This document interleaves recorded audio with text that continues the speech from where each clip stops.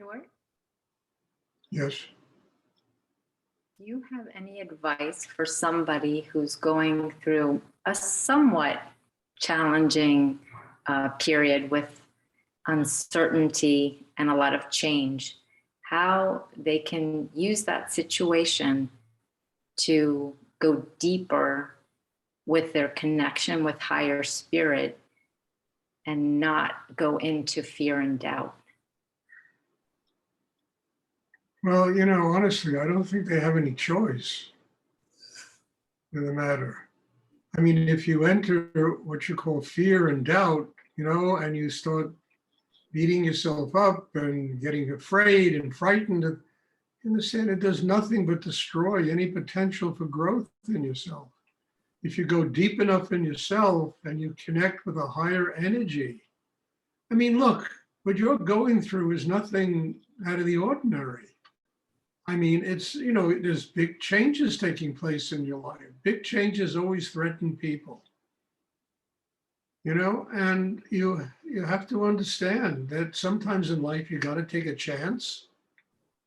You got to step into the unknown.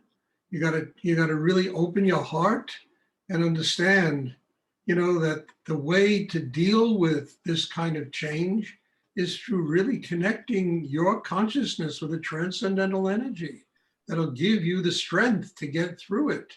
It creates a bridge across the void. And be grateful you're going through this. I know it's not easy, but be grateful. Otherwise, stagnant living is really a bore, and this is breaking up a lot of the stagnant living that you were doing. And I promise you, it's going to open up something amazing for you. So I think that this is, I mean, I don't know how else to answer it. I've been through this so many times that, it scares the hell out of me to go back the way I lived on the other side of the void. Mm-hmm. See, that really frightens me.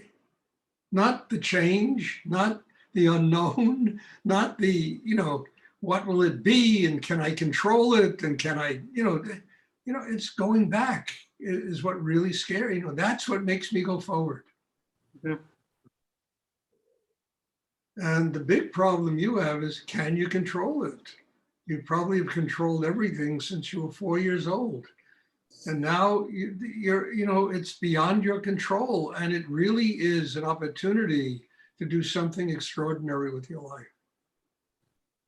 Because it's opening up areas of consciousness that you have to go to in order to make this work.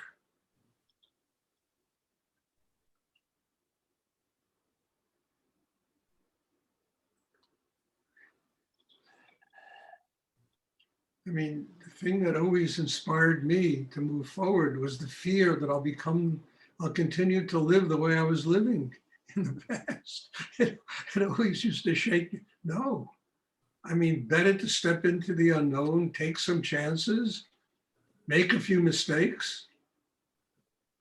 Don't control everything, because frankly, nobody can control anything in this life, And open to God and let that higher force guide you instead of your mind and your emotions.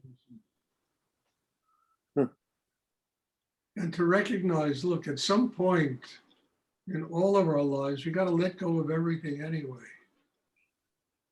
So maybe you're going through a very important death and rebirth now. That is what's happening to you. You have to let go. Mm-hmm. One day you got to let go of everything. Can't control that, I mean, really. So we have these deaths and these rebirths before we take the final plunge. Teachers that are, showing us, hey, you can't control the world. You can't control anything, frankly. Open up and let God guide you. Let higher energy guide you. Let that creative force in the universe, which is infinite beyond any of our comprehension, let it guide you.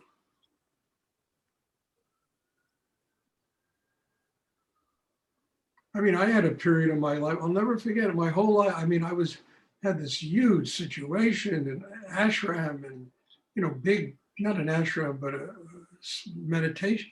And then I went for like 8 years. It was like the book of Job. It was literally, I felt my whole life falling apart. And then it came back together again.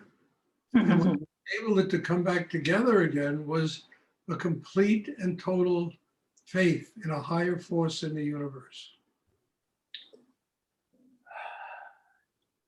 And that will take me to where I have to go in my life. And it always does. It always has. And I'm sure it always will take me to where I have to go in my life.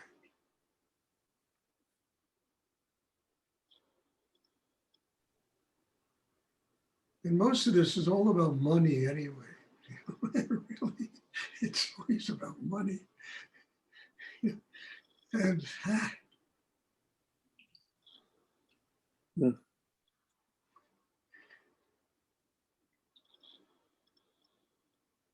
money and letting go, not being able to control some very powerful forces that manifest in our lives that are teaching us how to truly open and embrace the unknown. And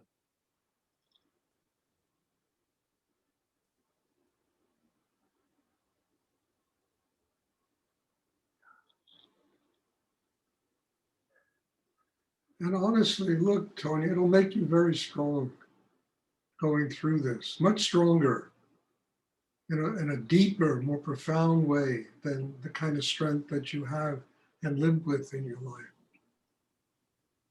There'll be wisdom that'll come with this kind of change.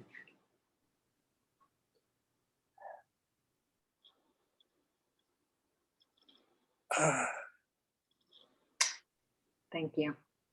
You're welcome. Does anyone else have a question? And honestly, anyone who wants to have, this is not for Tony, everyone, me too, anyone who wants to have a spiritual life has got to go through these kind of changes. It's 2:00.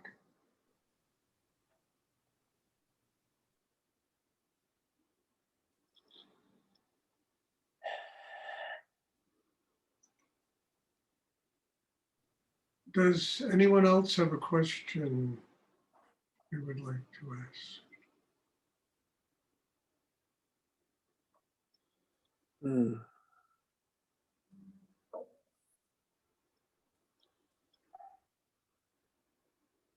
I have a question, Stuart.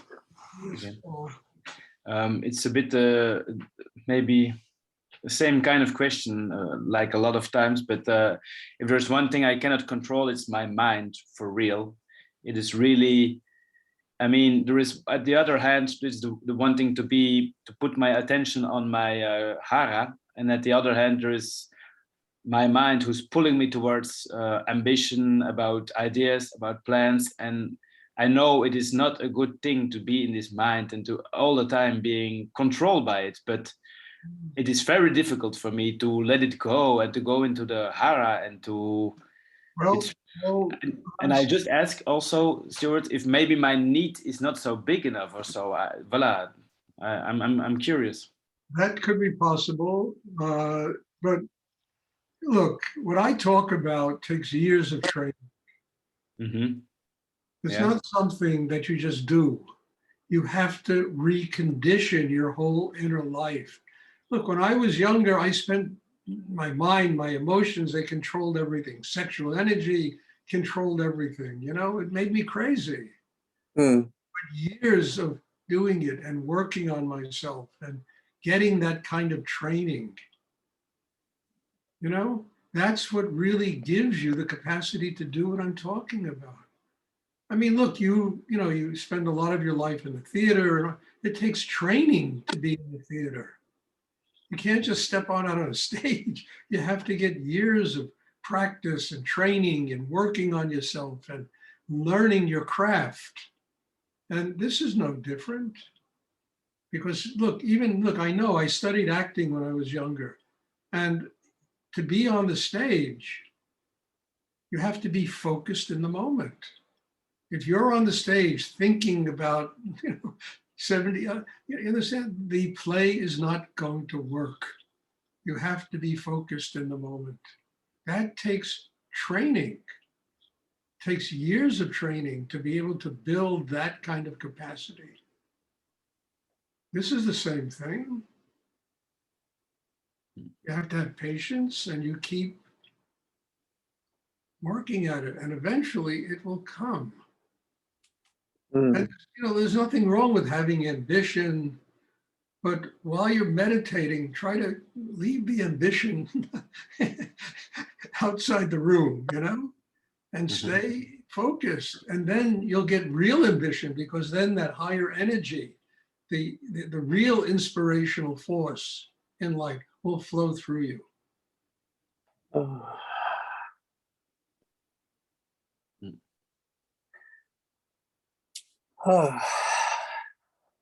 But it's no different than, look, I know, look, when I was younger, I was in my early 20s, I studied theater in New York, and the training was all about getting focused in the moment.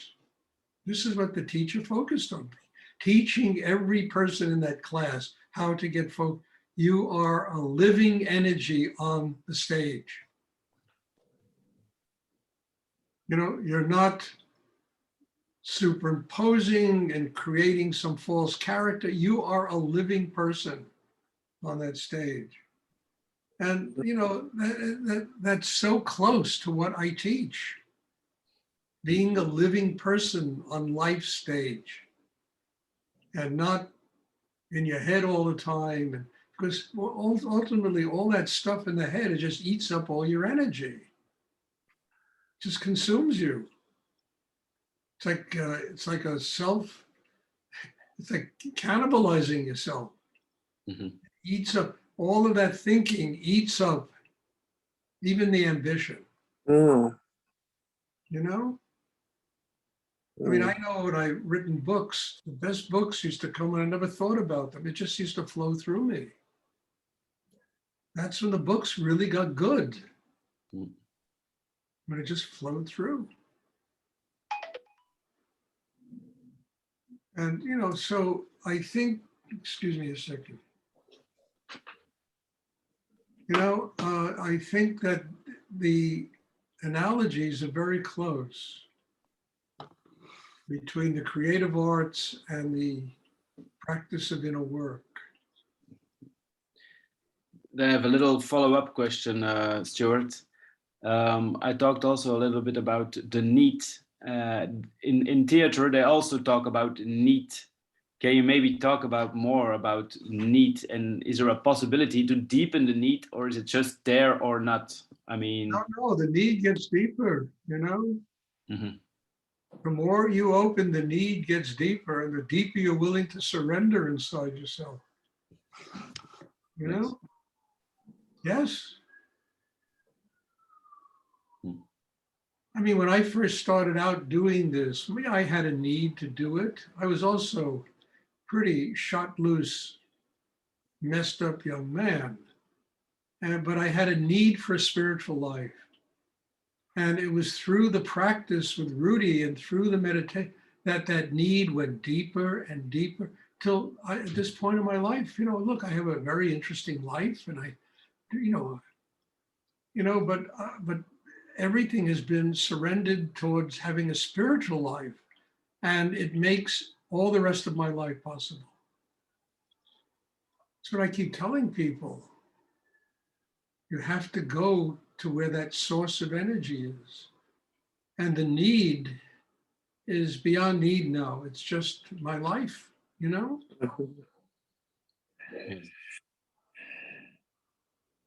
Ooh. Get a taste of that inspiration, that energy, man. There's nothing like it. And then it doesn't take anything away. You bring it to your theater, you bring it to your family, you bring it, there's a wonderful Japanese saying, before enlightenment, carrying water and plowing the fields. After enlightenment, carrying water and plowing the fields. I love that because it's true. The world, we do our life as we did it. Except there's another consciousness involved in doing the exact same thing. Mm. But I love that. Before enlightenment, carrying water and plowing the fields. After enlightenment, carrying water and plowing the field. Another one I really like too. You know, I used to have a painting years ago when I was running my art business by a very great Japanese Zen master. And it was just like a stick. That was it, you know? And there was calligraphy on both sides. Those that are on the path get hit with this stick, and those that are not on the path get hit with this stick. I used to love that. It was really an incredible painting. And it's really true. No matter what you do in life, you get hit with the stick. So you might as well do it all consciously Mhm. and learn how to be on the path. And, you know, yeah, there's going to be pain and suffering and difficulty, but everything is used to get closer to God because you do the path consciously.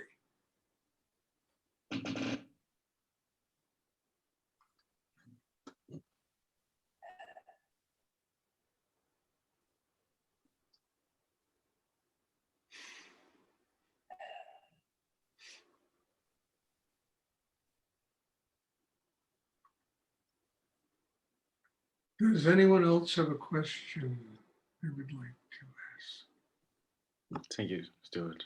You're welcome.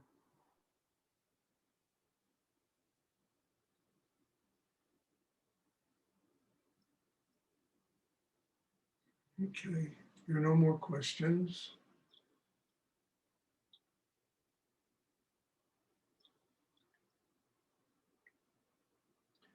Okay, God bless you all. Thank you for being here. Thank you for being part of this.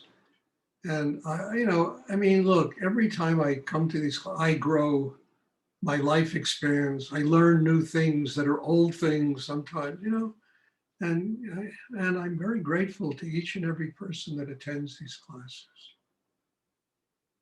So there'll be a class again on Sunday, and I'm looking forward to seeing everybody. God bless you all. Thank you.